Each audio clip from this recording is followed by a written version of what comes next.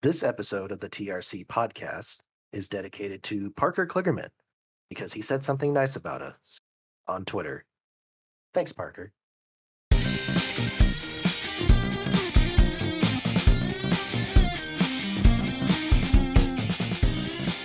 Good afternoon, everybody. Morning, evening, wherever it is. I should probably stop doing that because it doesn't matter. This is episode 3 of the TRC podcast. I am Alex. I am here as always with Adam, Jake, Ryan, and Merb. And we are here to discuss um, a lot of things. I think I don't I don't know if any one of us really wants to talk that much about the shit fest. Let me emphasize that again: shit fest that was last night's All Star race. But I feel like we should talk about it to some extent. So here we are. Um, what I'm going to do here is I've got my Miller High Life right next to me. I'm going to open it next to the microphone for sound effect's sake. We'll see if it picks up. And I'm going to crack a cold one and let you guys go at it. Ryan Blaney, All Star Race, your thoughts? Go. What happens if I only have water? Because that's all I have. I guess I'm the boring member of the podcast. I don't know. The less said about this All Star race, the better. I feel like this was one of the worst ones I've ever watched in 20 plus years of viewing NASCAR. Um, the ending was like could not have been more appropriate for. First of all, the idea of having the All Star race at Texas is just I was on board with it last year, I guess. Like, okay, just something different. And I thought last year's race was good, but this was the Texas that we've all become accustomed to knowing and loving over the past Yeah. 25 years. And it was just, it was bad. And I'm already talking about it longer than I even want to spend time on. So, yeah. Dreadful. It was dreadful. I think it's the worst All Star race I've seen since I've started watching. I Yeah, I guess think I think when you have a combination of the worst track on the schedule and a race that doesn't mean anything, you're just gonna have a complete shit show, and that's exactly what we had. yeah, I guess the one good thing you can say about it is that the ending didn't screw up.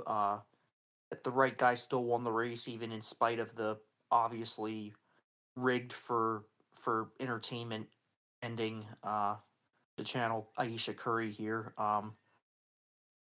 And you know, bad track, bad racing, crash that tire problems unnecessarily take out a bunch of guys, and then the ending, I just at least Blaney still won when he deserved to win, and at least they didn't penalize him for the window net thing, and then he hung on, and then of course the sore loser just decides to be a sore loser on Twitter all day after it. So yeah, could have been Yeah. worse. So Yeah, Ryan, why don't you talk a little bit about old Denny Hamlin there and his well, I think that running his mouth after the I think it's race. Like, especially worse from a guy who's benefited from calls like in 2020 at Talladega when he goes under the yellow line to pass five guys for the win, and then at Martinsville when he has his teammate intentionally block for him and not pass him, which would have cost him a spot in the championship. So I think if there's anyone who should be talking about certain decisions being made that have hurt him, he's definitely not the guy. But he thinks he's all of a sudden, just because he owns a race team now, thinks he's the whole voice of the garage and gets to have an opinion on absolutely everything. So at the end of the day, he has zero championships, and there's a reason for that. So that's really all to say about that.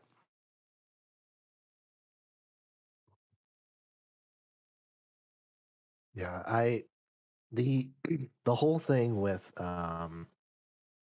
Blaney and Hamlin. I mean, well, there's a certain portion of Hamlin's argument. I was talking about this on the server last night.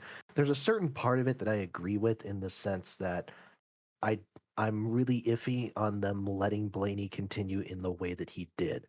Do I think he should have been black flagged? Absolutely not. I think they should have pulled the cars down pit road and let him get his window net What they should have refasted. done was what they did for Earnhardt at the 1995 Rockingham race, where I believe Adam might remember this more than me because he was like actively watching then. So correct me if I'm wrong, Adam. But I think it was it was some sort of pit penalty, right? That Earnhardt had, and then they realized they made a mistake and they threw a caution for him so he could basically like get his lap back and stuff. And that was Yes, yeah.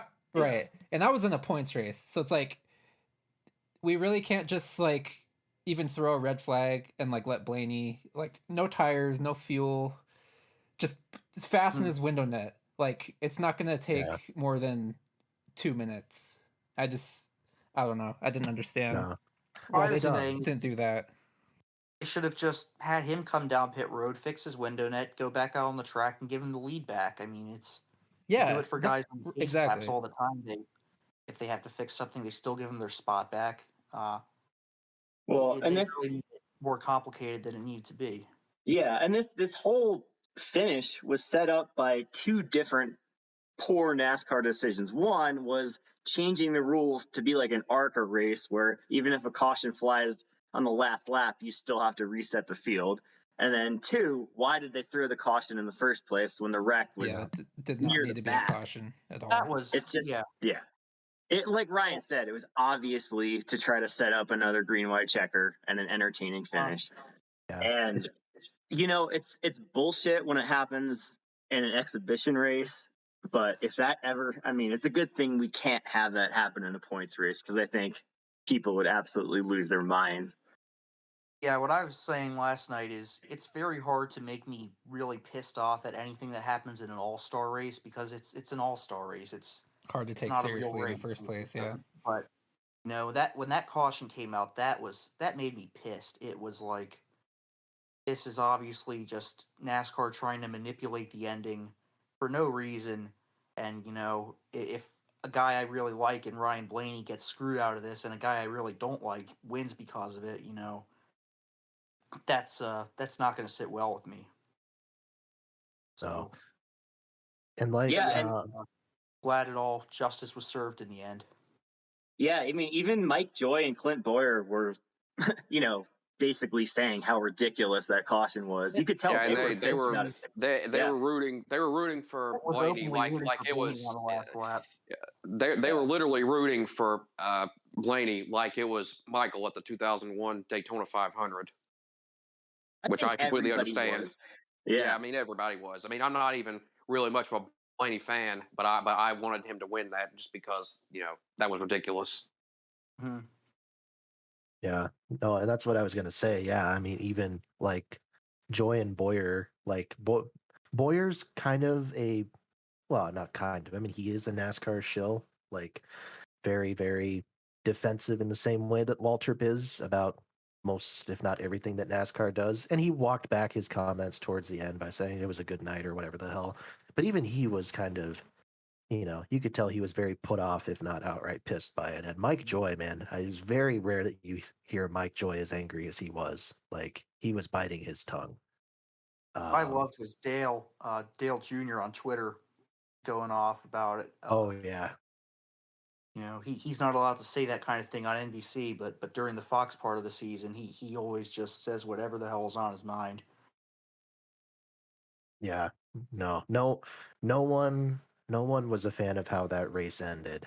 Um, so thank God that it worked out for Blaney. For once, the chips fell in his direction, even if there were a couple of close calls along the way. I do want to point out, though, I mean, besides the terrible ending, I mean, the race was already, I think, one of the weaker all-star races that I'd ever seen because of the the piss poor racing product at Texas, which we already talked about, but also again, tire failures, a surprising amount of them, to the point where it really not just hurt the flow of the race, but came close to injuring some of the drivers. I mean, I don't know about you, but that crash with Kyle Busch, Chastain, and Chase Elliott, one of the scariest crashes I've seen in the last few years of racing. The way that Chastain went up in the air, hit the wall, hit Chase, and the way that Chase side-slapped the wall like Kyle Petty did at Bristol 20 years back. I mean, I'm amazed that no one was like at least concussed in that. It's I don't know. It's just I don't know if there's a good like remedy to what's going on with the tires, but it feels like there's enough of a consistent issue for teams to be concerned, or for fans and industry people to be concerned at this point, either because of a defective product with Goodyear or because of teams pushing the limits too far. I don't know which direction. You could probably make a lot of different arguments as far as who's responsible. We talked about that last week, Yeah. but it's getting pretty concerning at this point. For my part, I said it in the chat when it happened. That was probably the gnarliest wreck I've seen in Cup in quite a while. It might even be the worst I've seen since the one at Kansas where Eric Almirola broke his back. As far as the tire situation goes, we went over this last week, at Kansas. I think it's 50-50. I think half of it is on the teams pushing the issue, but half of it is also on Goodyear in the fact that they can't seem to build a tire that is somewhat softer without it exploding. And it creates a really troubling situation because on one hand, it's very nice to see, some of the fall off that we're getting some places and the racing that it creates. And so, you're kind of fearful in one way of maybe an overreaction, like a knee jerk to what's been going on. But at the same time, when it gets to a bad enough point, you kind of have to do something about it. And that's, the fallout from it is really what I'm kind of concerned about in that respect. I'm glad that it seems like nobody was hurt in that. I mean, we don't know, about concussions or anything. What happened? Everybody seemed to be alert, and okay in their interviews afterwards, which is usually the telltale sign. But everyone seemed to be okay, which NASCAR's they've done a lot of things wrong, but they've always been very, not always, but the last 20 years they've been very steadfast when it comes to the safety of the race cars, and that seems to have worked out for this time. Like, I'll give my thoughts on the actual race in a few minutes, but I'll let you guys go on for this issue. I mean, unfortunately, I think it's going to lead to NASCAR bringing harder tires the rest of the season, and that usually leads to worse racing because the tires don't fall off very much.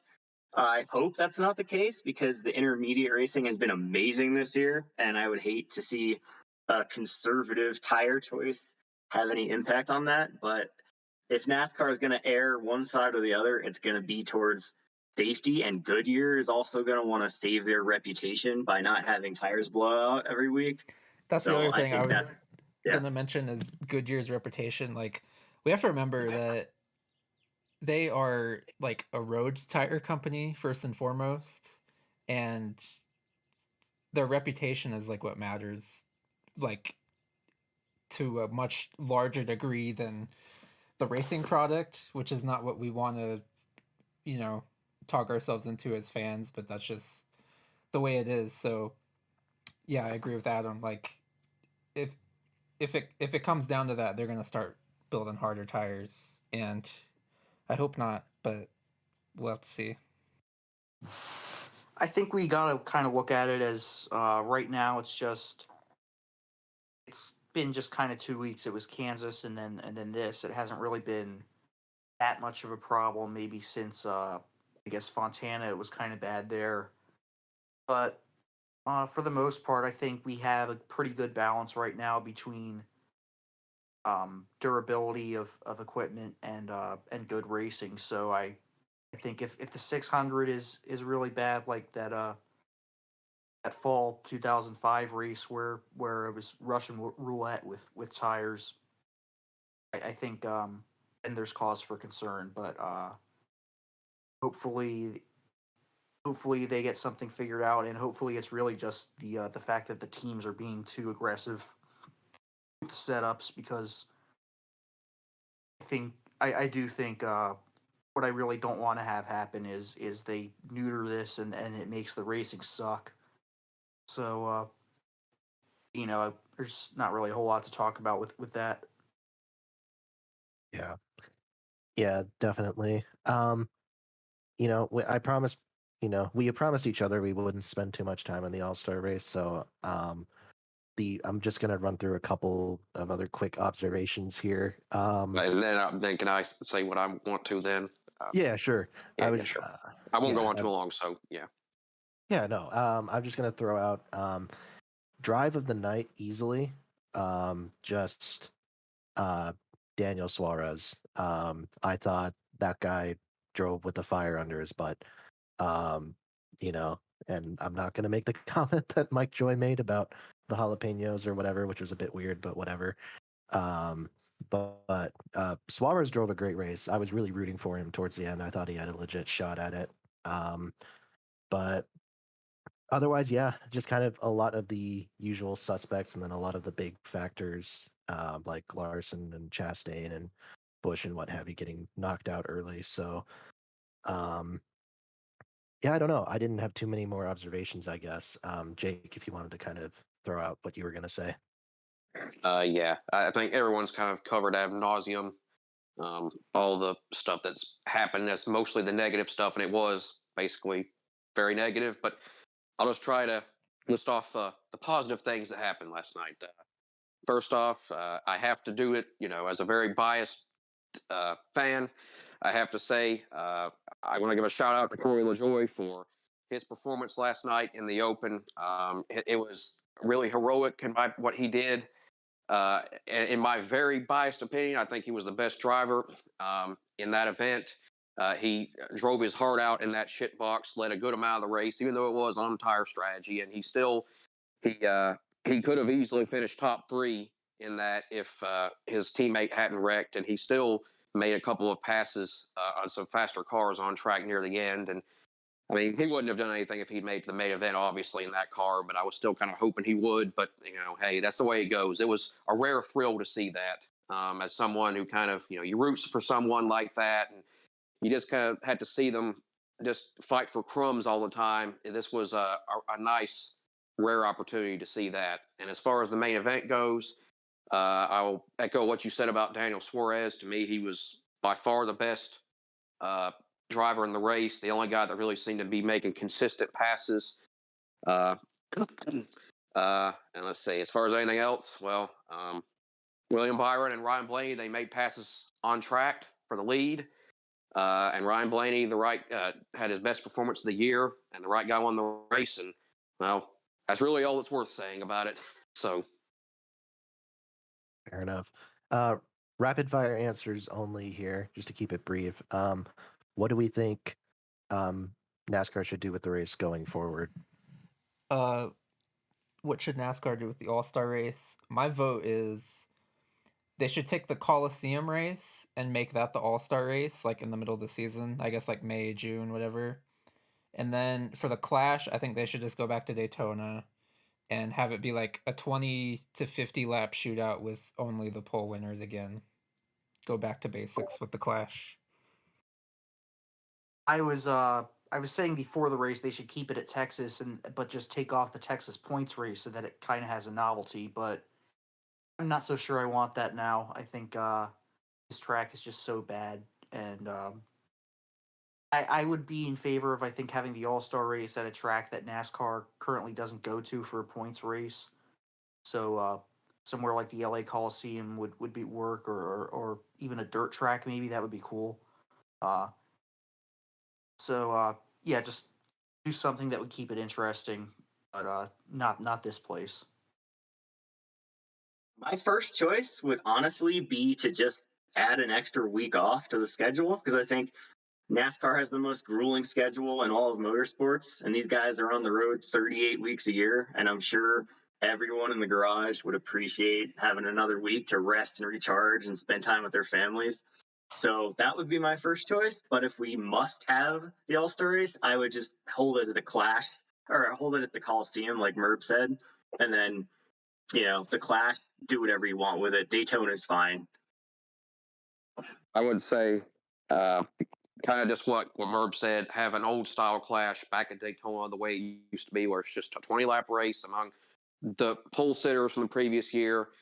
And then maybe have the All Star race like as rotating at short tracks throughout the country, like such as the Coliseum, and you can throw in.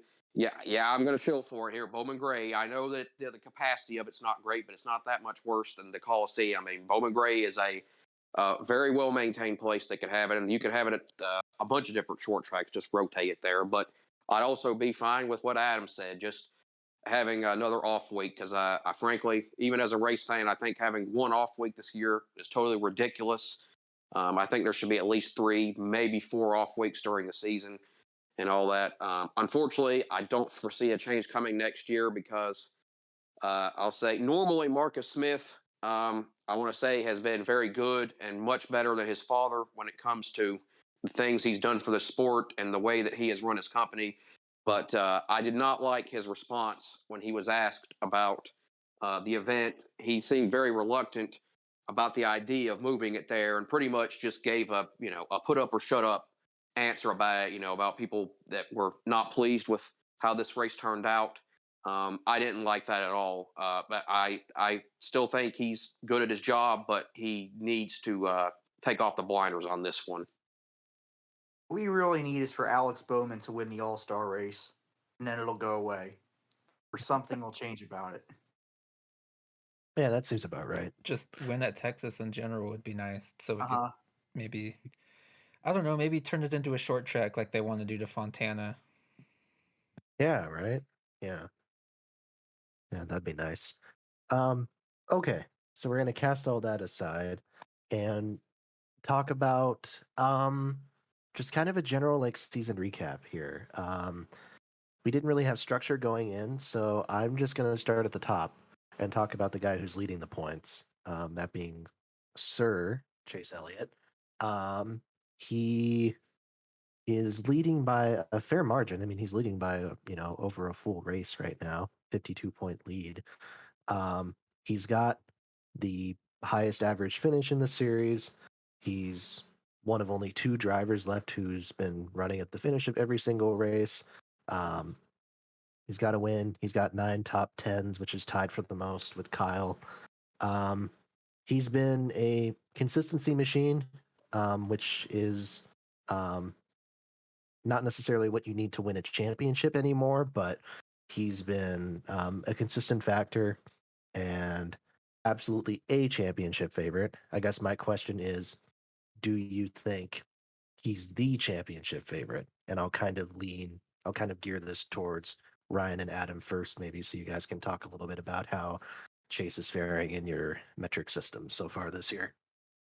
Yeah, so, well, I mean, here's where I have to admit that I am biased as a Chase Elliott fan, but the funny thing is, you know, there's a lot of kind of mental gymnastics I would have to do in order to praise his season as the points lead that he has when I am also this analytics guy who, in my system right now, he's not ranked first. He's second behind Ryan Blaney. So, I mean, I think it's as far as who's been the best driver this year, it is wide open. But as far as Chase goes, he's right in that conversation. I don't think he's by far and away, if at all, been the number one guy. But I think what's funny is that he's had seasons in the past, like 2020, obviously for one, where he was over the course of the entire season really 1A or 1B with Kevin Harvick, but wasn't getting the recognition because he wasn't winning, because he was every time he was about to win until the last 2 weeks, something would happen to him that he couldn't control, and people who only take results at face value, we're not able to see that. But um, Chase is always going to be a guy who's under a microscope because people just think it's cool to hate on him because he's popular and call him Mickey Mouse Elliot or whatever they call him. But he's you know, like I said, I can't really go on for too long. It's just a very tight race, and I think he absolutely can kind of distance himself at some point. But there's a lot of other guys who can too. Yeah, I would say that.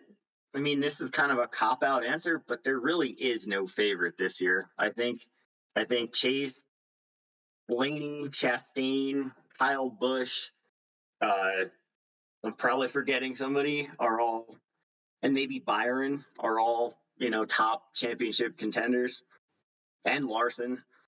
And there's really, at this point, not much separating them. They all have different styles, which may come into play in the playoffs, but I don't really think that you can say one is a clear favorite over any of the others. As far as Chase Elliott, he is, just to throw some stats at you, he is second in average running position behind just Ryan Blaney. He is fifth in average percent of the race led behind Byron, Blaney, Chastain, and Reddick. And he is actually first in lead shares, which mainly is a product of winning the pole at Martinsville and then nobody making a green flag pass. Um, so I think he's been a top 3 driver this year, but I don't think I can say he's been the best. And then Ryan, I'm curious, where does Chase rank in ETDR? Oh yeah, I mean I did touch on that. I said he was second right Oh, now. sorry, I didn't. Okay. But I mean, since you mentioned all your stats, I guess go into some of my other ones as well. I have the full table that I post after every single race. It's a bit complicated. The ETDR is the most important number, which is the one that I usually highlight in green. I also have XDW is expected deserved wins, which is basically a way of just kind of approximating how many wins a driver deserves to have based on their performance. It's not the end all be all because there's more to racing than being up front and dominating. Chase though currently has zero point 0.8 expected deserves wins, which is I believe fourth behind William Byron, behind Ross Chastain and Ryan Blaney. Byron and Chastain are the only ones with more than one right now, which just really speaks to how great the parity has been this year. Um, and then we also have LTPD, which is a passing metric. So it's basically all of the loop data passing stats kind of formed together, and then as well as the luck thing, which I think I mentioned a few episodes ago, is based on how I calculate how many positions a driver gains or loses under caution, and Chase is third in that, actually fourth in that, behind Blaney, Kyle Larson, and Denny Hamlin. So, I mean, pretty much the theme that we see there is that he's top 5 in basically every stat, and so it has been a very consistent season for him, which is not usually something we say about him, but I think it speaks to kind of his maturity as a driver and that he's become more polished, but he's also been more lucky than he usually is. So I'm curious to see what kind of plays out going forward with him. Yeah, and Yeah, one other thing. Oh, sorry. No, I go just ahead. want to quick say that two of the stats that I mentioned, average percent led and lead shares, were actually created by our buddy Sean Rona, and he has a website called racermetrics.com where you can see these stats in detail. So check that out. Sean was pretty much the inspiration for all. I mean, I don't want to say all of my stats, but I mean for me starting this whole thing that I do with the analytics. So pretty much a lot of the credit for what we do goes to him. Yeah, he is definitely a major player in the NASCAR statistical scene, and I'm not just saying that because he's listening to this recording right now, but he's very much appreciated. So, and we hope We'll to have him have on here him. as a guest at some point. 100%. Yeah, yeah, we definitely should. Um, I was gonna say, actually, going back to what you were talking about, Chase, and his consistency. With regards to these other drivers who were tossing around as potential favorites, like Blaney, like Chastain, Busch, Byron, Larson, um, are there any of all the like statistics that you've either like the loop data stats or from the statistics you've compiled, have you noticed any big like outliers for any of them? Like I'm throwing this off the top of my head because I don't know, but like say, oh wow, Kyle Larson is like 15th in average running position or something like that. Have you noticed anything like that at all? If there's any outlier I noticed, it's kind of it's Ross Chastain. The fact that he's not a lot of people have been talking about his season being the best season so far, but he kind of doesn't come out as good in the numbers. Other than other than with the dominance, the XDW and other statistics that are more skewed towards dominance. But his average running position is to most of the other guys who've been up front. It's behind guys like Truex and Logano and other guys who just we're not really talking about as much as being in that elite tier. Yeah, He's I'll add. also Wow. I'll add that just the qualifier that now obviously I'm more of a Chastain supporter than the rest of people on here, so there's a little bit of bias on my part, but I will say that is partly influenced by the fact that he has by far the worst average start of any of the top guys. He has an average qualifying position of 18th this year, and so that's not all of it. I can't cover that up for sure, but that has something to do with it.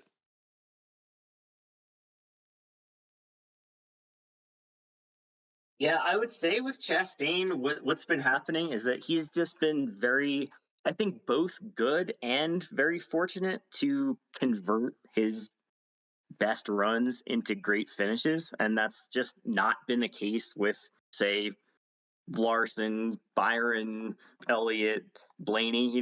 They've had issues during some of their best races, and Chastain has too, but he's turned them into top fives or wins every time, and that's not really sustainable. So I think going forward, Chastain will probably continue to be fast, but I wouldn't be surprised if he has races, where he runs in the top five and then crashes out like Darlington or blows yeah, an engine. I think we're kind of already been starting to see that.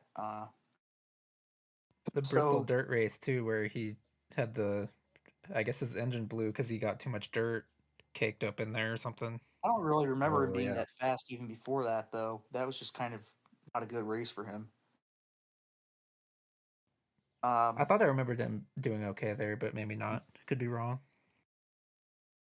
yeah, I that's kind of the thing about Chastain that's been hurting him in my metrics is that he's had 3, 4, 5 races where he just did not have good scores at all, either because of him something he did or just being involved in something out of his making. But the races that he has been fast, he's been getting the finishes, so it's kind of a double edged sword with that.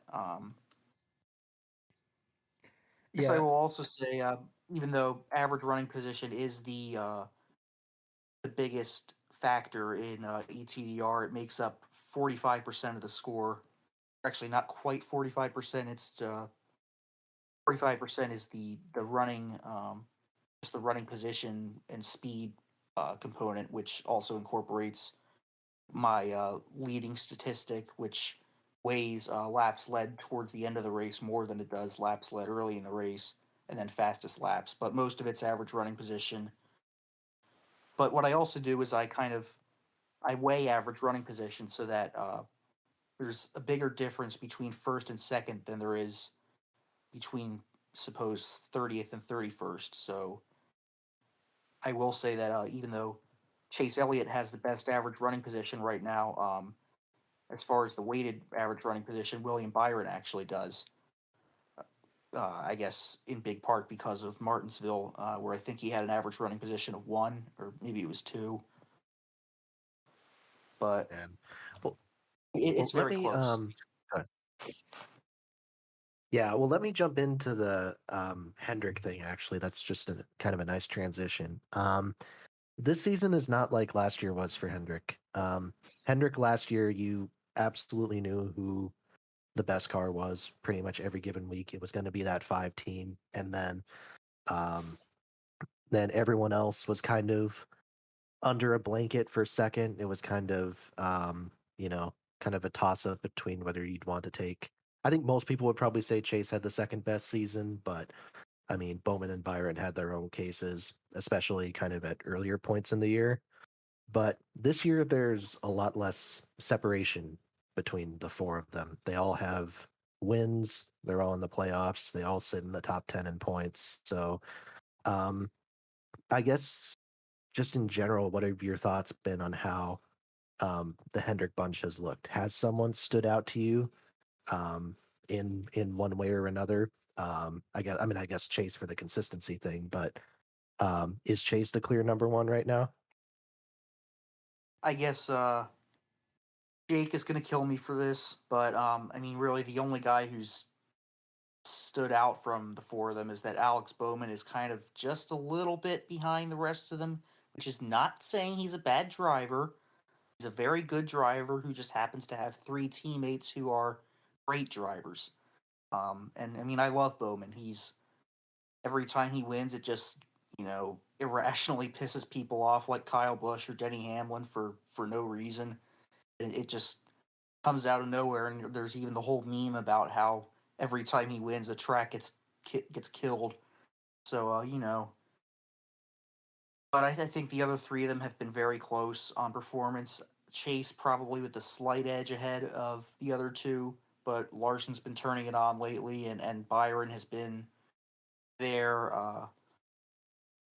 He's had dominant races like Martinsville, and then he's had other races like Darlington where he should have probably won. Um, so yeah, it's just these are 3 really great drivers who were all at one point in time very highly touted prospects and who've lived up to it even after maybe starting a little bit slowly. So yeah, this is the best driver lineup in the sport. It's really the best thing you can say.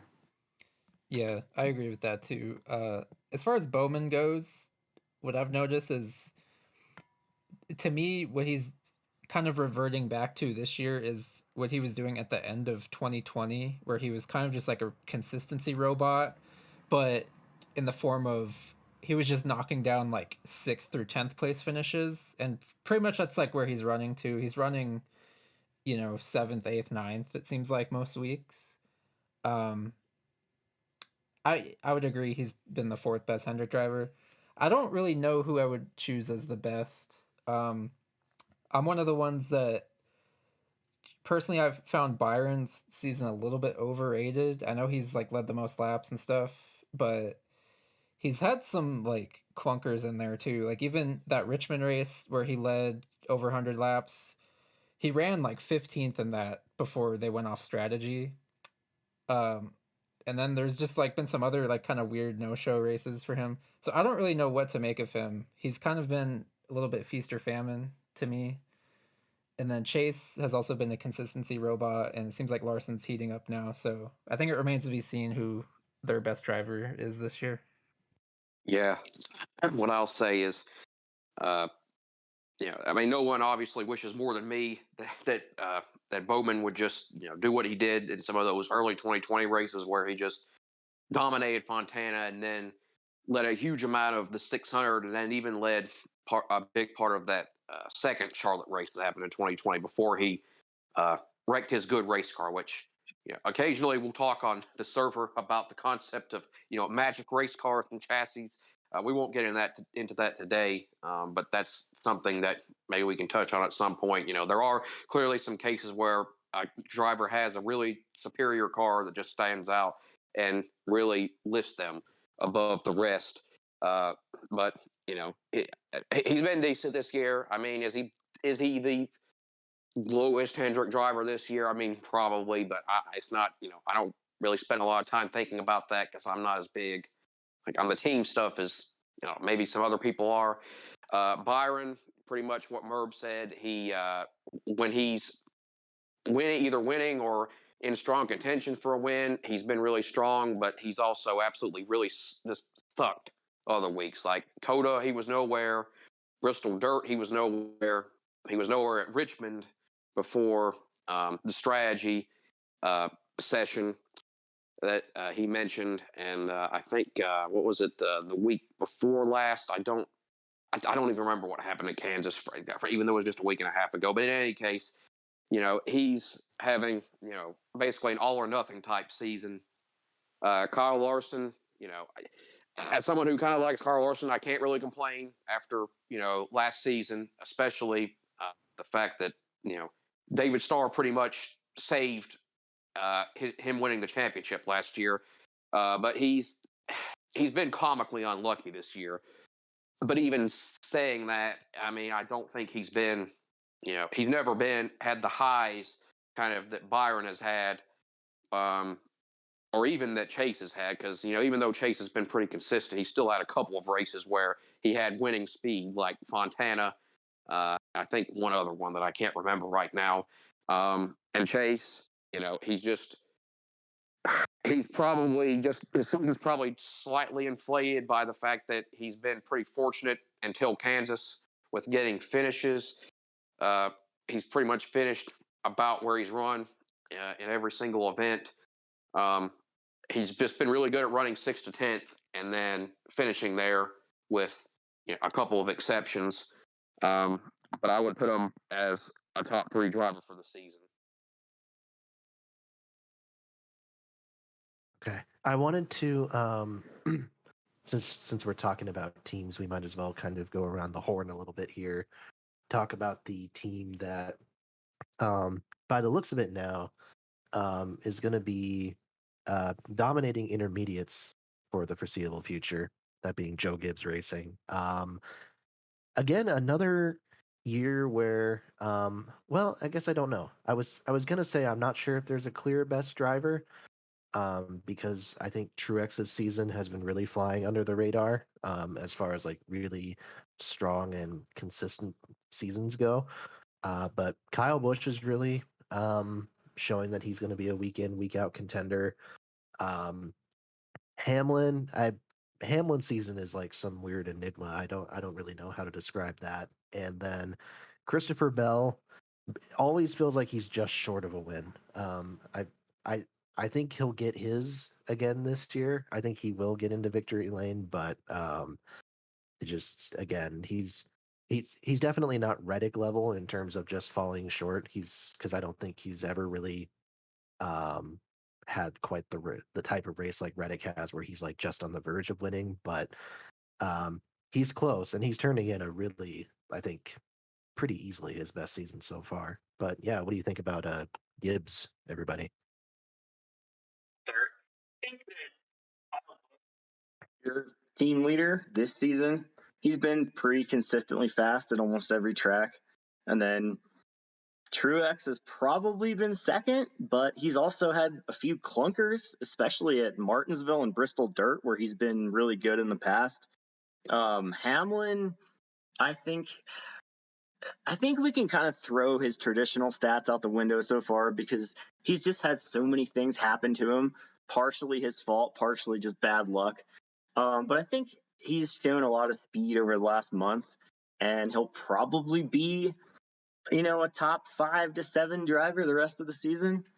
And just to put a number on his bad luck, his average running position is 4.5 positions better than his average finish, and that's extremely rare to have that over a course of the season. So most likely his finishes will regress towards his running position. So his results will probably be better the second half of the season. I guess, I mean, I've even said it with Hamlin. He's had an unlucky season. That can't be denied.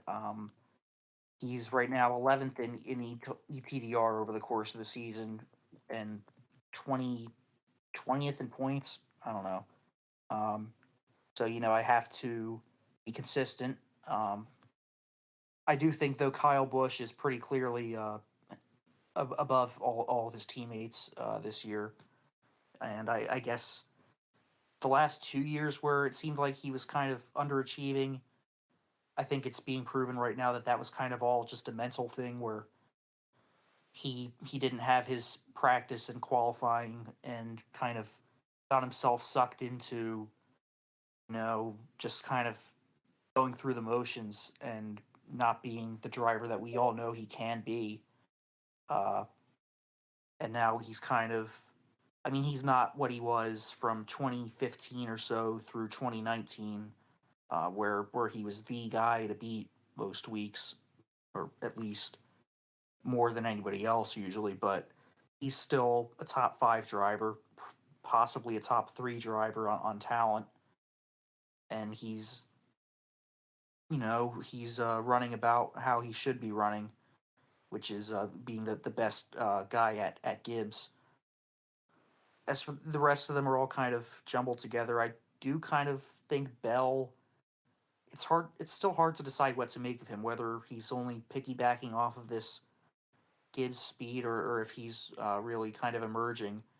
Because I mean, I was in the camp and still sort of am in the camp that they didn't give Eric Jones enough time to develop, and what Jones is doing this year with Petty is really impressive. So it's like, how would Jones be doing if he were in the 20s still? I mean, so, but they're all good drivers. I think they're all at the very least above average, and all probably going to make the playoffs, unless Bell or Truex doesn't win and we get a bunch more winners. So it's once again kind of splitting hairs between the other three. Yeah, for me, as far as Kyle goes, this is the best Kyle has looked to me since probably the spring of 2019. Because even in that title year he had that year, we all kind of know he kind of fell off the face of the earth for maybe the last third of that season, up until Homestead, when it was one of those things where he just kind of like stroked it into the Final Four, and then, oh, he shows up and wins it at Homestead. So this is what Kyle's doing right now. I think is the best he's looked since the spring of that season. Though I agree, like, this is not on par with his peak level really either. But yeah, I think he's definitely been the best Gibbs driver, and I'm kind of with Ryan. It's kind of jumbled beyond that. Um, Hamlin has definitely been, as much as I don't really want to say it, he's probably been one of the most unlucky drivers in the series this year. And I think his performances have been better than Truex's for me. Truex is the one that kind of just feels like there's a little bit too much like 2002 Dale Jarrett there for my liking to say that Truex is really gonna like be a steadfast contender once this um, gets down to it later in the season. But who knows? I could be wrong. And then Bell, I think Bell's had one of the most underrated years, and I think he's gonna win for sure. I'm saying Gateway is gonna be his place where he wins. I've been saying that for months. I just think that's a track that like suits his driving style perfectly. I'll sorry. From the way I see it, yeah, Kyle has definitely been the best of the Gibbs cars. It's not been a spectacular year for him, but it's been a very solid one. Definitely better than the last two. Not really a whole lot to say there. He's on pace to lead more laps for sure than he's led the last two. And I think a lot of that goes to what. Not quite yet.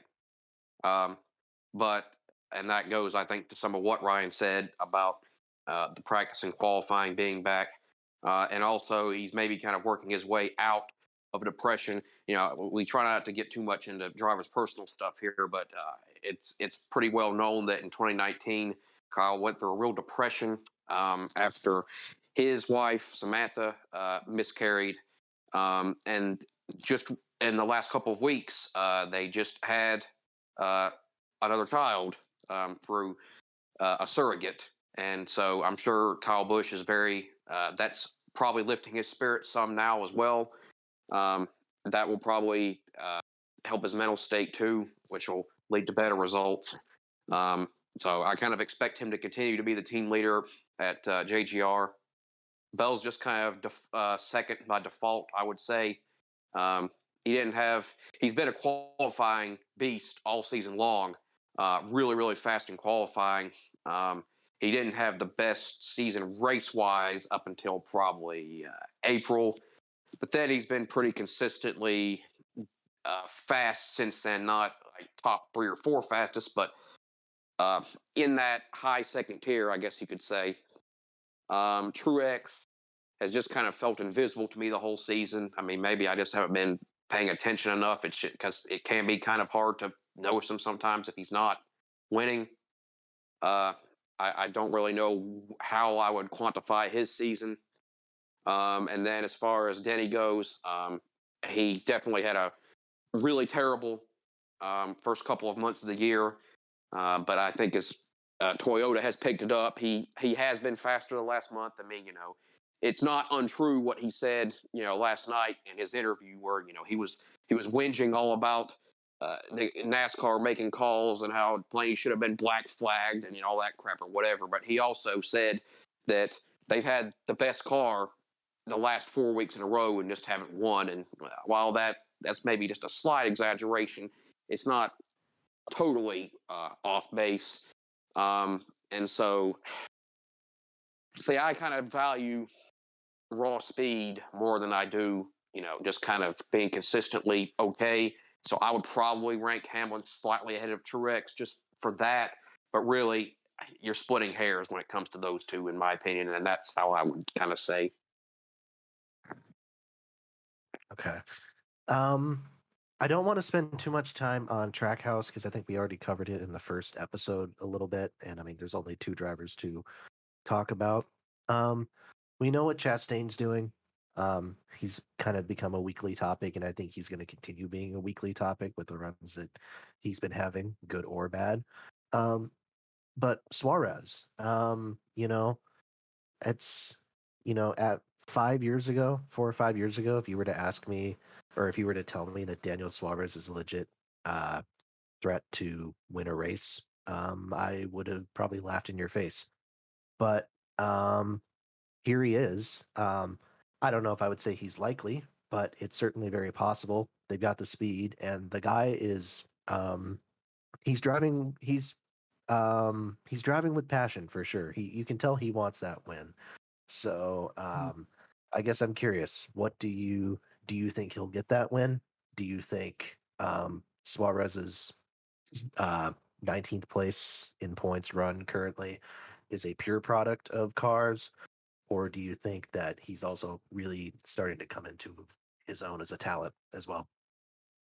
First of all, I think he's an easy guy to root for. Great personality, very unique sort of background, coming from where he came from, and then the fact that just a few years ago it kind of looked like his cup career was not going to go so well, and now he's kind of been reinvigorated by Trackhouse and their speed. But he's I think when he first got the Trackhouse ride, I remember Brett Moffitt on Twitter. Suarez said like it was his best opportunity, and Brett Moffitt said best opportunity at what? And so I think it's been kind of cool that Suarez is actually now having maybe not his best season, but I do think his one season with Stewart-Haas was kind of solidly underrated. But you can see that he's matured as a driver, and he's showing maybe more raw speed this year than he ever has with the run that he had at Austin, where he led basically the whole first stage, and then leading laps at places like Bristol, even if that was on strategy. I think he can win. He's not going to point his way into the playoffs probably, but he can win, and I would not be surprised if it's on a plate track or a road course. But he even with just what he showed last night, he can run top 5 on merit, and he was running top 5 on merit at Kansas before he blew a tire and wrecked. So yeah, he's been an interesting guy to follow. Just let me throw in this little factoid quick. Daniel Suarez, obviously former Xfinity Series champion. Brett Moffitt, 17th in Xfinity Series points right now, behind such luminaries as Anthony Alfredo and Riley Herbst. That's some fast Well, I pasta mean, right there. Brett could have he could have just stayed in trucks forever and been this generation's Ron Hornaday. So I don't know why he decided to burn his bridge with GMS and then decide to be a 15th place Xfinity driver instead. But It's so he can hand it to guys like who's he ahead of right now? Myatt Snyder or Bailey Curry or JJ Yaley, who's somehow running full time in the Xfinity Series in 2022. Yeah, as far as Suarez goes, like the thing that, and I think we've made this comparison before in our first couple episodes, but like Trackhouse really reminds me of 2017 Ganassi right now, with Ross obviously in the Larson role, and Suarez is very McMurray-esque in a lot of the stuff he does. Um, so as far as I think he can win. I don't I think there's like a limited amount of tracks that he can win on. I would say like road courses, Atlanta, Daytona, the two quote unquote plate races left before the playoffs. But again, who knows? He did look really fast at Kansas and Texas. So maybe they're coming around on the mile and a halfs. That'll be a be sleeper for the 600. could be a sleeper for the 600, absolutely. Um, I don't know. He's definitely. I agree. He's had one of the more interesting seasons, and I don't know. I'll throw it to somebody else because I don't have much more to say. Yeah, Yeah. Oh, sorry. Go ahead. yeah. I mean, what strikes me about Suarez is how inconsistent he's been this year. I mean, he's had a handful of runs, as you guys have mentioned, where he's been challenging for the lead and contending to win. And he's had other races where he's run 20th on speed. And considering how fast Trackhouse seems to be, it's kind of just a head scratcher. I really don't know what to think of Suarez going forward. And like for example, he is actually 23rd in average running position, which I don't think anybody would think that unless you saw the numbers. And I don't think that really does him justice, but if I had to say, I think he's probably about a 15th place driver in today's Cup Series, and he just happens to be driving one of the fastest cars. So we'll see what happens, but I really don't know. I'll add to that and say he's 24th in ETDR, which is also I think much lower than he deserves to be because first of all the equipment component and Ross is outrunning him by so much, but that's just because Ross is really good. Suarez he's good but not really good. But that and the fact that he's had bad luck early in races like Kansas and Talladega where he crashed, so that's kind of making his season look worse than it really is. Because I do really value being able to run up front and lead like he has. So I think when it's all said and done, he'll even out to about 15th, maybe 18th place season. Yeah. I I would say he just had kind of he's a really hard driver to quantify because he's just had kind of a really weird career. Um, like in 2017, it looked like he was legitimately going to be a very good driver, like a potential top 10 guy. And I remember even thinking when he outraced Chase Elliott, and I think it was the All Star Open that year, thinking that this guy's really going to be pretty good. Um, and he was legitimately decent in his rookie season, but then he fell off pretty hard in 2018, and I don't view his 2019 like as highly as maybe some other guys do. He was, a really fast qualifier, and he had a couple of good races in there, but I don't view it as high. And so I kind of thought, I mean, I like him, but it was kind of warranted for him, to kind of not have a great ride at that point. But I think he's kind of proven that wrong. He's kind of showed flashes of his rookie form here or there. As far as him winning, yeah, like I don't like to say, well, will this guy win or won't he? Because in cases like him where you have a driver that is going to have a few chances to win probably and no more, it's really it really comes down to chance a lot at that point. And there's some guys that run well enough that probably deserve to get a win that do, and some that don't. Some that do run well enough to warrant it and don't get it. I'll go out on a limb and say it's really random. I'm going to call him to win the July Atlanta race. I feel it for some reason. So if you want to say, do I think he will win? I think it'll happen in Atlanta. But beyond just some kind of random hunch like that, I can't really answer that. Yeah, I guess just to sum up the Suarez thing, if I had to pick the two most difficult drivers this year to evaluate, he's one of them. My other choice for that would be Eric Jones. And I guess we could segue maybe into Petty, or I guess everybody else. I don't know how we wanted to do that. I think Alex was saying in the chat we would talk about Penske, then Haas or Stewart-Haas, and then kind of everybody else. Yeah, well, we can touch on Petty super quick. I don't think there's a whole lot to say there. Just that they're a team that has kind of, I think, surprised some people with how much they've kind of really shown some speed this year. Definitely. Eric Jones. I mean, Eric Jones is obvious. I think he's honestly blown me away. I was not expecting him to run as well as he has. But even Ty Dillon, who I think probably minimum like the second weakest talent in the cup right now. I would Second or third argue weakest. Ty is probably the worst we always say non-shitbox drivers. I would say he's probably the worst driver in a capably competitive car in the field.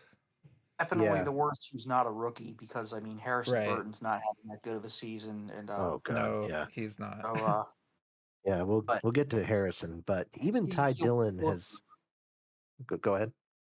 I mean, he has room to improve. I think Ty Dillon is what he is at this point. Oh yeah. Ty's been what he's been for quite a while, but even he's shown some life this year at points. So, do we think that? Well, I guess with Dillon, there's just not much to say. I think we can agree that he's pretty clearly the beneficiary of fast cars. But Jones, another guy, do we think he's gonna find victory lane, and do we think he has potential to be more than maybe just kind of a one season fluke? Do we think he's maybe found something here? I think it's possible. Go ahead. One of the things with Jones is that, and we're seeing this a lot this year with guys, I would use like Christopher Bell as another example. The moving away from the 550 package, I think, is benefiting a lot of these younger guys. Like, just in general, we're seeing the younger guys are benefiting from this car. And, Jones is still, I know he's been around for a long time, but he's still like 26 or something, maybe 25. I don't know. He's still very young, despite, how early he started and how many years he's already been around at this point. So he's younger than Bell. Oh, yeah. No, he's definitely younger than Bell. But yeah, I guess that's my point. Like, I think part of his, like, surge and part of, we've seen Briscoe win a race, and, like, this car is very conducive to helping the younger guys for some reason. I don't know if, I guess it's just car control. Like, and car control generally is, like, found more in younger drivers or something. I don't know exactly, but my guess is that's probably partially what's happening with Jones. And he's just been super hard for me to evaluate. Like, I don't know how fast Petty is right now, because Ty Dillon is, like you said, he is what he is, and he's not that good. So even in a fast car, I don't think Ty Dillon would be doing much. So, yeah, like Jones has just been hard to evaluate for me. I'll say Jones right now is 9th in ETDR. I don't think he's had that good of a season, but it's really not been that much worse. I don't think he's been better than guys who he's ahead of in ETDR, like Tyler Reddick, uh, Hamlin, and Bell and Bowman. I mean, there's actually a debate between him and Bell, which I think we kind of tie those two guys together a lot because of the fact that Bell replaced Jones, even though he's, like I just said, he's older than Jones. And I thought when Jones first came into the Cup Series, I actually thought he was pretty overrated and being kind of hyped because he drove all those really fast KBM trucks and Gibbs Xfinity cars. And but then I think people really hyped him up so much that they were disappointed by the fact that he didn't start winning all the time in his first couple of years when his teammates were 3 future first ballot Hall of Famers. And it kind of people think he's just not going to live up to expectations. But now I think he's really become underrated because of that. And people really wrote him off last year, even though I mean Bubba's also pretty good, and but Eddie probably was worse than they were when Bubba was there because they lost a bunch of his sponsorship. And now that they probably have better equipment this year. And I also think Dave Ellens is a really good crew chief, who Hendrick was very foolish to let get away from them. Could have had him instead of Alan Gustafson right now, but I think that's all kind of helping Jones, and it's nice to see him kind of being a guy on a team that's not quite probably up to par with the big powerhouses, being somebody who can run top 10 more than just on occasion. Yeah, Jones strikes me kind of in the same vein as Suarez in that he has the potential to probably win a few races this year, but I don't know that he will. And then he also has races where he's completely invisible. So if I had to put a number on it, I'd say he has maybe a 1 in 3 chance of winning this year. That sounds about right, I think. Yeah. Okay. And then as far as SHR, I think Briscoe is the only one who's really shown much of anything this year, and even he's been very inconsistent. Harvick is, They I look think he's terrible at Texas. Sorry to they, interrupt. yeah, they're just, oh, they, I think SHR just doesn't really have consistent speed from week to week, and that's shown in Briscoe and Harvick's performance because Harvick is basically just a 10th place stroker at this point in his career.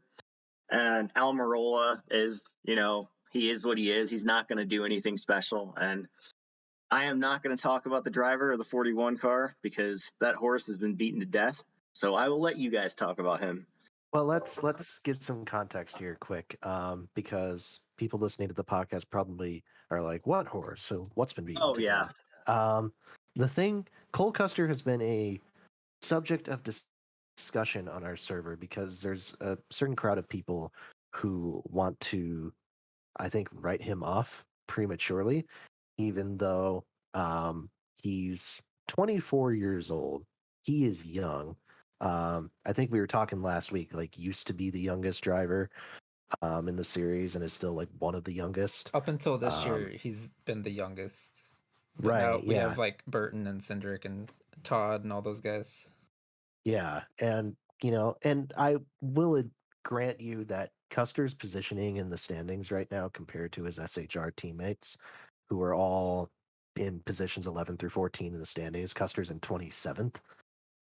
It looks bad, and I'm not going to say that that isn't a product of some sort of uh, talent difference, if you will. I don't think that all amounts to bad luck, but I think it's pretty inarguable that Custer is having a 2022 Denny Hamlin-esque streak of luck to his season, and he's had much better runs than I think the results show. But I think Ryan might have more to say on that I front. think, well, he doesn't come out very good in my ratings at all. But that's because the one inconsistency that I really don't like is that because with loop data, there's really no way to differentiate between problems that happen under green and problems that happen under caution. If you lose all those spots under green, it's going to count against your pass differential, and it's going to hurt everything that I measure.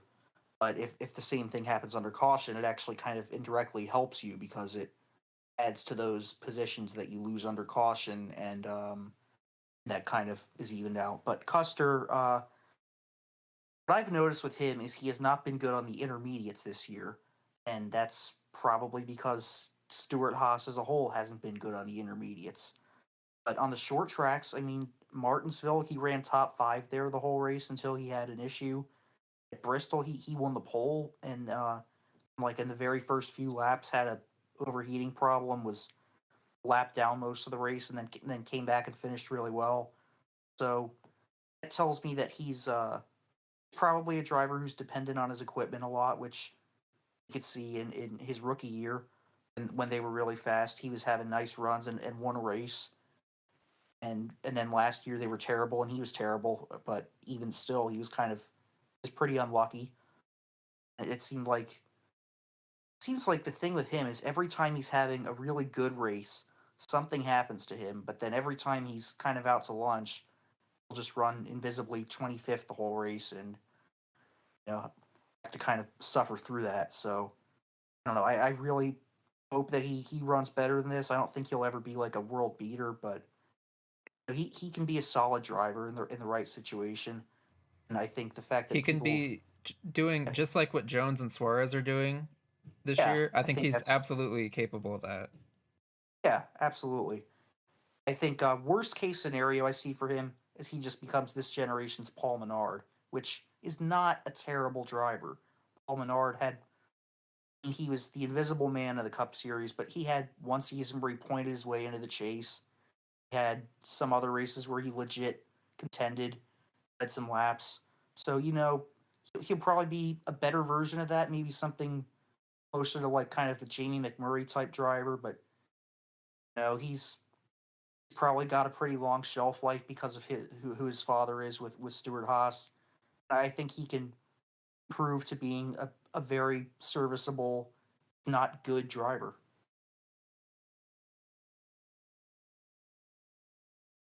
I want to. I'll be conscious of time here, but I will say one more thing about Custer. Paul Menard never had any moment of driving anywhere close to that pass that Custer made at Kentucky in 2020. That's still, I think, one of the most impressive passes I've seen in the last few years of NASCAR racing here. Yeah, he's gotten shit on far too much, in my opinion. I don't really have much more to say than what Ryan said, but yeah, I'm definitely in the camp of people have been way too hard on him. Yeah. I'm giving Custer till the end of 2023 before I really judge him, because right now I just think SHR is right. not very good. And if he's still mediocre after year 4, then I think it's probably on him. Yeah, I mean, I'll just give him until it looks like SHR is good again. But they look really bad right now. Like I said, at Texas yesterday, like all 4 of them looked like ungodly slow. Like could not even run in the All-Star race. Couldn't even run in like the top 12. Yeah, and I mean, he does seem like a driver who probably needs to have a good car or needs to be at a track where equipment doesn't matter too much, which is something you could say about even really good drivers like Joey Logano in a few years has just kind of been out to lunch every time the rest of Penske's out to lunch. So Alex Bowman is kind of like that too. I guess as for the rest of Stewart-Haas, nothing really needs to be said about Harvick and Almirola. They're just kind of stroking it. Chase Briscoe has been inconsistent, but shown the flashes that he can be the guy who eventually carries them into the next generation when Harvick is gone, if not already being better than Harvick this year. I think Briscoe's peaks this year have been among the best stuff of anybody of this season. Like the win at Phoenix, and I would still say my pick for best drive of the season. And it's kind of like it ended on a sour note, obviously, because he pulled that move on Reddick. But Briscoe in the Bristol Dirt Race, like that full performance in that whole race was pretty unbelievable. Yeah. So his peak moments have been great, and it's just mixed in with a lot of like nothingness. But I think, like we said, I think that's because SHR is just extremely inconsistent speed wise. And one last note on that, going back to Custer, I mean, remembering when Custer and Briscoe were teammates in Xfinity, Custer killed him. Oh yeah, he wore him out. He had what, 7 or 8 wins that year, and Briscoe only had one. One So or maybe two, I can't remember. yeah, well that was the year with Bell and Reddick and him all being the big three and winning basically every race that a Cup driver didn't win. To be fair though, I remember as that year was happening, I didn't feel like Briscoe was that far off of the quote unquote big three. Like people were saying that, but I felt like Briscoe was like not that far off of them, from what I remember. Could be wrong. Well, I mean, it's not like Briscoe was bad that year. It was his first full season, wasn't it? It was, and he's but Can't the remember. fact is, Custer is younger than him by a few years, so it's not like he just suddenly forgot how to drive that compared to a guy who's older than him. You know, Briscoe is probably just better suited for this certain style of Cup car because I think it does drive kind of in a way that benefits dirt guys. But yeah, that's pretty much all I need to say on that. Yeah. Let's jump into Penske quick because we haven't talked about them, which is kind of funny given that Ryan Blaney's the number 2 driver in the points right now. But I feel like Penske has had a very bizarre season, and that's compounded by a kind of a bizarre driver lineup. You have Blaney, who has been, again, like the metrics have said, like everybody is saying has had one of the best seasons this year. You have Logano, who has been one of those guys who ends up kind of, I feel like, lucking into a lot of finishes this year, more even than in previous years. And then you have, I'm only sort of going to count Harrison Burton, who, by the way, let's just be real, Harrison Burton having a terrible season, horrible season. But Austin Cindric, who kind of, I mean, he won the 500 and then kind of nothing happened after a while, but lately has been picking up some speed. I've kind of been surprised at some of Cindric's recent runs. He actually looks like legit, like a threat to get more top tens than I was expecting, like maybe a month or two ago. So, what do we make of Penske this year? Well, you know what strikes me about Penske is that they probably have the largest gaps between driver performance this year, and that Blaney is a top 3 driver. Logano is probably like an 8th to 10th place driver. Cindric is like 17th place driver, and Harrison Burton, who I'm counting as a Penske driver since they're built in the same shop, he's like a 28th place driver. So they're really far apart, and I don't know if that's an indictment of just the drivers being very different or if I Penske think it is has to all be over the the place with their drivers. setups. Yeah. Yeah, I mean, you think it could. I mean, it could just be though that one of them hasn't found the right setup they like for this particular car. I don't know, but yeah, 2 of that's them are probably rookies. that's true. I mean, yeah. Yeah. I think Cindric's just had a typical like other than winning the Daytona 500, he's had a pretty typical like rookie season of the past you know 10 years of rookies, 15 years of rookies. Just like a lot of like 15th to 20th place runs, and then a couple races where he ran top 10. So I don't know. I guess that's I could see him improving more as the season goes along. We've already talked about Blaney. I think he's just one of the best drivers in the series. That's all there is to it. I think he's already at that level, and the numbers back it up. And then Logano kind of just is having his typical. This is what he does every single year of his Penske career, other than 2014 and 15. It seems like is exactly like this.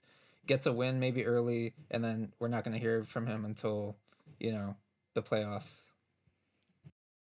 think the big Penske takeaway is that this is Ryan Blaney's team now. Last year, I think we kind of saw that start to happen toward the second half when he started rattling off wins. Finally, kind of got rid of the whole he only wins one race a year thing.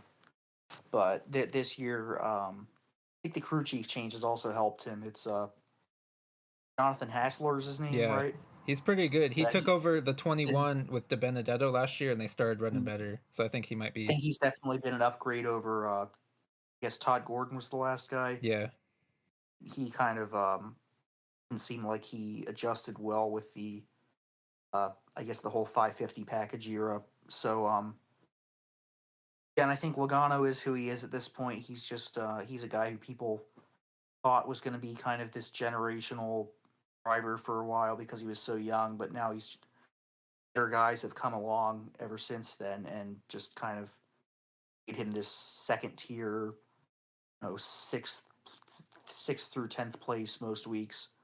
And the rookies, they're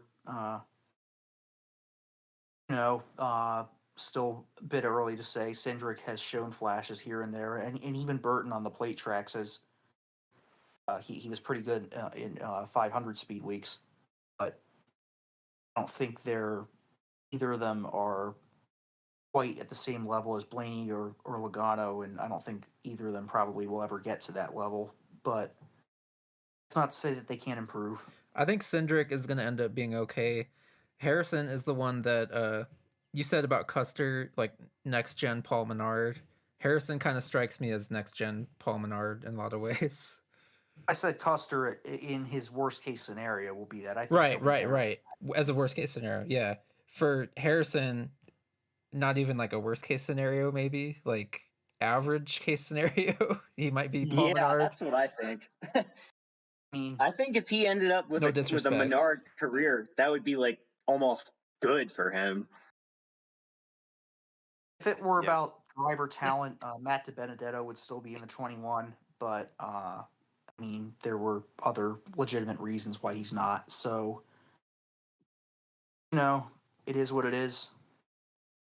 Yeah. Oh, and so I will take the next segue. Speaking of driver talent, Brad Keselowski, who has been singing the praises of the Gen 7 car because it requires driver talent, he's been a disappointment this year at RFK. He is probably also ties in with Penske from last year. Yeah, exactly. I mean, he's probably like a 20th place driver. I mean, I know the penalty makes his points position look much worse than he's actually been. But even without that, yeah, he hasn't really been much better than 20th place driver. And he's made a lot of dumb mistakes. He's spun out a lot. And he's been outrun by Chris Buescher, who's not even that good of a driver. So Brad, frankly, has made an ass out of himself this year. Yeah, I was gonna. That's what I was gonna say. I mean, really, what there is to say about Brad is that outside of speed weeks, he's pretty much been garbage this year. I didn't think he would be that good this year, but it was even worse than I could have ever imagined. He just, he's, we have, it's kind of a running joke, like in our server, we have a guy in our server that just really, really dislikes Brad, and and he'll go on and on about him, and say all these things, and I'll be like, why are you spending so much time worrying about an irrelevant 25th place loser? I mean, why is this such a big deal? Because I mean, that's pretty much where he is right now. He had the speed weeks where they had the really fast cars and they won in the duel, and then they won the five, and then he was really fast in the 500, even though he caused a lot of trouble. Well, turns out that they were fiddling around with the cars in ways that they shouldn't have. And ever since then, he's been involved in more incidents than anybody else. I think he's already been, in 10 cautions this year, which, that puts him on pace to have more than John Hunter Nemechek had in 2020, which I think was like the recent record. And he's just, he's been bad. It's funny, but it's funny because like 5 years ago, he was easily my most disliked driver. 5 years ago, and like in spring of 2017, as recently as that, he looked like he was an elite driver that was going to continue to be a contender for years to come. But now it's like I can't even muster any real feelings towards him because he just is that irrelevant, and so that's really all there is to say about him. Well, let's make one thing known here is that he chose this. He wanted to leave Penske to start his own team, thinking he would be like Tony Stewart in 2009, and because just like Well, Denny Hamlin, and I still think from a business standpoint, and like I still think it was a good move for him to give him something to do after he quits driving. The thing is, he's probably gonna have to quit driving soon because like maybe a bit sooner than it might have seemed to him at the time. Like he has looked like, I don't know, whatever like cup champion in their like waning years. Dale Jarrett this looks like 2005, whatever. late career Tony Stewart at Stewart-Haas. Maybe not quite as bad as he was like in 2015, but Sure. I mean, it's kind of pick whoever, but like yeah, t- it's to much closer to that than the point is, I will defend his choice to like go do that and like be an owner because it's going to be a good move for him in the long run because he's gonna, just after he's done driving and all that. But like the team, I don't think is going to go anywhere until he's not driving anymore. Frankly, like I think he's already at that level. And Busher's had some moments. Like Dover was a great race for him. Yesterday in the Open, he made that pass that I thought was pretty incredible. But remains to be seen. I think we kind of know who he is at this point too. Just kind of speaking of Paul Menard-esque drivers, I think he's another one maybe in that category a little bit. But yeah, I think I mean we talk about it a lot. Brad's biggest strength is his ability to scout guys. You look at all the oh, he's a hell of a talent scout. Yeah, who drove for him in trucks. Ryan Blaney, Tyler Reddick, basically Parker half the Ackerman, who current Cup grid. should have been a regular contending Cup driver. He got the chances, but Brad right now he just is he dug his own grave with this. He decided he would rather go into owning a team and sacrifice really any chance he had of being a contending driver, and he's somehow looked even worse than we all thought he would look. I don't think anybody really expected Chris Buescher to be running on par, if not better than him, but that's what's been happening. Yeah, I guess that's all we got to really say about that. Let's just kind of really quick go into 600. Yeah, the only thing I'm gonna just jump in just to acknowledge that there were a couple of teams we didn't cover. We kind of talked about 2311 Racing last week, so I don't think there's much more we needed to say there. RCR we've kind of talked about just in conjunction with like Tyler Reddick and his complete lack of luck. Only thing I'll drop in here is I think someone who's having an underrated and kind of scrappy season is Justin Haley. I think he's not having a great season by any measure, but he's doing better in the Colic car than I think I was expecting, and I'm he's one of the most intriguing younger drivers to me from a talent standpoint and what he can do. So I'm going to be interested to see how his career trajectory goes over the coming years here. Agreed, and I think also just a really quick kind of shout out that Ricky Stenhouse has been running really well lately, and he's looked good in my metrics all year. So this has just been a really deep season in general. A lot of guys you can say have been more impressive than you would think. Yeah, and to piggyback off what Ryan just said, I created a metric to measure the concentration of wins, top fives, top tens, and laps led in the Cup Series to see, how much it's spread out and how concentrated it is. And 2022 has the fourth best parity of any season in 36 race era. So that goes back to 2001.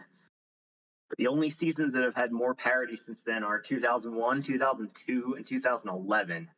So that has been a hell of a change from 2015, 2018, 2020, which had almost no parity. So I think the Gen 7 has been a rousing success in that sense. All right. Coke 600 picks then. Who do we got? I'm going to go with William Byron. Just seems like the type of race that he would win. I don't know why. It's hard to pick a favorite, but I guess after the All-Star race last night, I kind of think Kyle Busch is going to have something to prove. So I guess I'll go with him. He's won it before, and he's dominated it before. Just it seems like if Gibbs is going to continue to be this fast, then he might be the guy. I'm going to go a little bit out on a limb and pick Truex to win the 600 because I think it's the kind of race where if he gets a long green flag run to the finish, he will sneak up on people and kind of run away with things. And that's what I'm predicting, is that Truex will win on like a 75-lap green flag run. Jake, what do you got? I haven't really spent any time thinking about it yet. If I had to say right now, I don't really have an educated pick, but I kind of want Kyle Larson to win, so I'm just going to use the power of suggestion to say that Kyle Larson will win. So Nice. I have also not spent much time thinking about this, but I'm kind of leaning Bowman for this week. I kind of feel like it might be his time to shine randomly here. He always does randomly, it seems like. Yeah, exactly. So now that I say that, he'll probably run 22nd. He'll win, and it'll be the last ever Coke 600. That's what's going to happen. It'll get shortened to 500 miles, which I'm sure will be a subject of much discussion for next week, the whole race length debate. So, yes. Speaking of the race length debate, Guy, the good race poll for the All-Star race is sitting at 10% yes right now, which is That is the insane. lowest. That's higher in than I thought it history. would be. Right. yikes. But I think the lowest ever before this is 16%. I think the 2016 Brickyard 400 is the lowest, and this is by far even lower than that. So hopefully that will spur NASCAR to do something about it. Texas Motor Speedway. Yep, bulldozers. yeah, it needed to go yesterday, but unfortunately, given the defensive response we got to it, I don't think it'll be going next year. I don't know. I think something will change, but yeah, we might get stuck with Texas for another year. We'll see. Okay. Any final thoughts before we wrap it up here, guys? Yeah, I'm sure that next week. I mean, this is obviously a NASCAR-centric show, and there's other sports that go on. I'm sure we'll be discussing the Indy 500. This is happening because Yes. whatever the case, it is a big deal. Obviously, I don't watch IndyCar as much as some of the other guys do here, but I'll still be watching it. I don't know how much analysis I'll be giving on it myself, but I'll be watching, and I'm sure we'll talk about it. And there was an F1 race that happened this weekend, but we had so much else to talk about. We wanted to get in, so we just kind of had to just let that go. And that's going to happen occasionally. We're just going to have to let some things slide here or there. But Indy 500 will definitely be a discussion that we will have. The great Jimmy Johnson adding another. When he can win the Indy 500. Yeah, that's what I was going to say. If I will probably be here next week, but if Jimmy wins the Indy 500, I won't be. And there's a long story behind that for you people listening here. I won't get into it. We all have our little things that we have. If he wins, I won't be here, but if he doesn't, I will be. So we'll see. I'll just say that when Ryan mentioned Jimmy's name, this is not a video recording, so I can't see anybody, but I could feel Jake twitching behind the microphone. Me too. It's like the Jaws music starts. Right? Oh boy. Well, yeah. So we'll definitely be talking Indy 500. We'll be talking Coke 600, all the things next week. So until that time, I hope you all have a great week and a great weekend. Enjoy the extended holiday for Memorial Day. Thank you to all the troops and all that. Got to mention that. And yeah, until next time, take care, everybody.